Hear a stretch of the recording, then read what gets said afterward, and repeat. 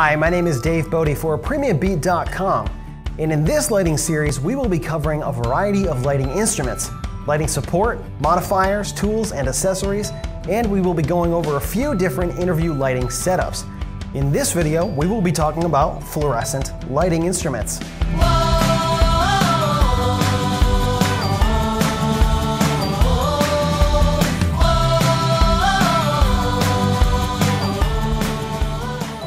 Fluorescent lights work differently than tungsten lights.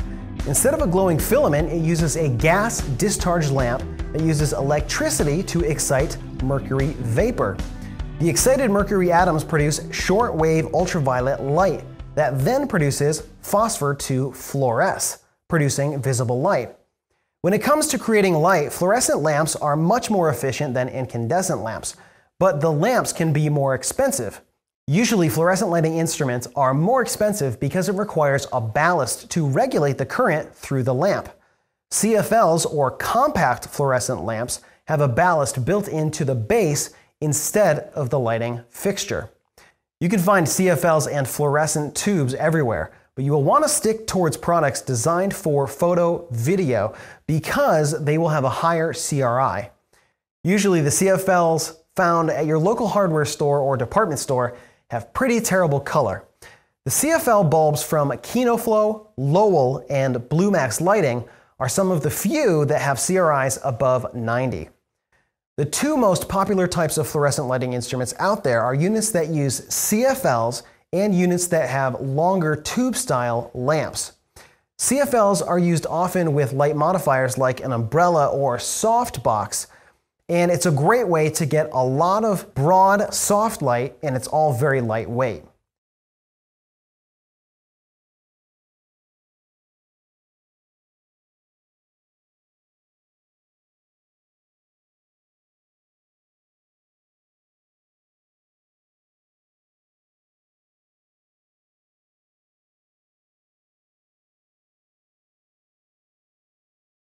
There are, however, a very few number of multiple lamp instruments that are easy and fast to set up. A good number of them require you to build the softbox with rods every time you set up the light, which is cumbersome and time-consuming. The Lowell Rifa EX light we looked at previously can quickly be changed over to a fluorescent bulb source, making it very versatile and relatively fast to set up. It's not as fast as using the incandescent lamp, but still much faster than some of the other options out there.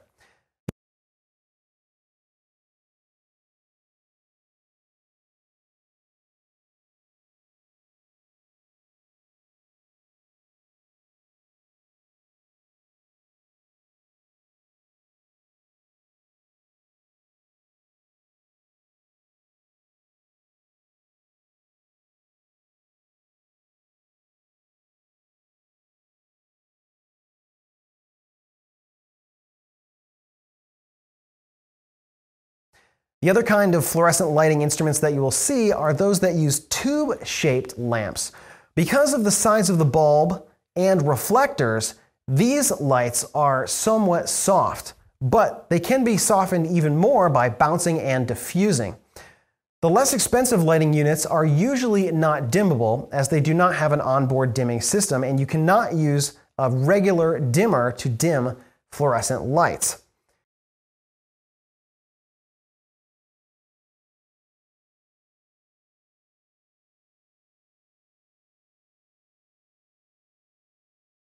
KinoFlow makes fantastic fluorescent fixtures and lamps and has some of the best color reproduction of any fluorescent light.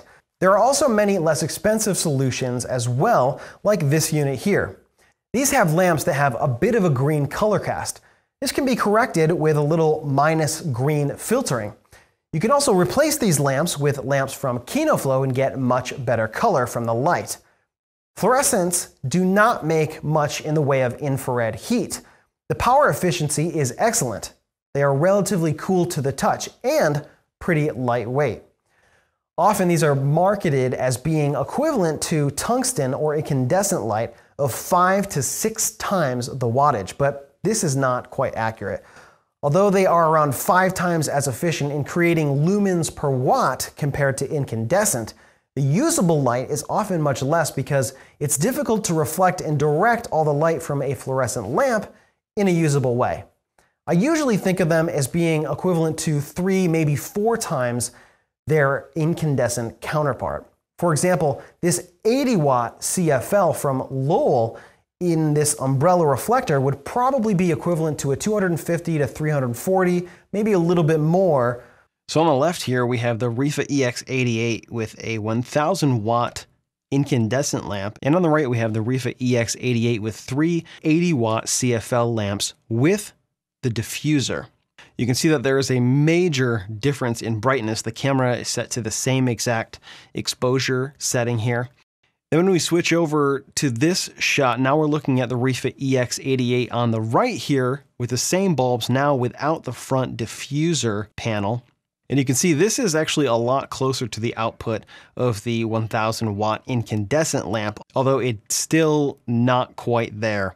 So that's one of the things that you'll experience when you use fluorescent lamps, is that they're never quite as bright as you think they're going to be. Now, there are some designs that are a little bit more efficient that use some different reflectors, but also the CFLs themselves are just not super efficient. A lot of the part of the tube that generates the light is on the inside and it's blocked by itself. So, it can't travel through the bulb because the bulb is opaque.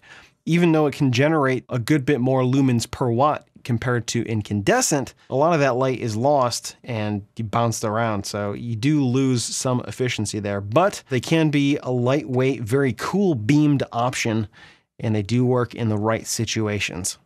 Color temperature and lack of heat are probably the main benefit of these lights. Because you have options in the lamp color temperature, it makes them very versatile to have on hand.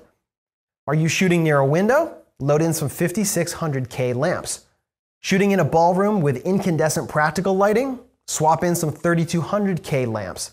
The lack of heat means that you can strike or tear down these lights a lot sooner than incandescents, and your subjects or talent will be a lot more comfortable in front of them. I have even used them outside in an interview setup, and it has worked pretty well.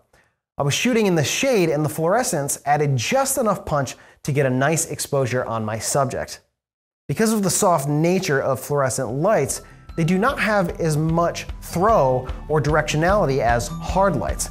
This means that you will need to have them relatively close to your subject, similar to other soft sources.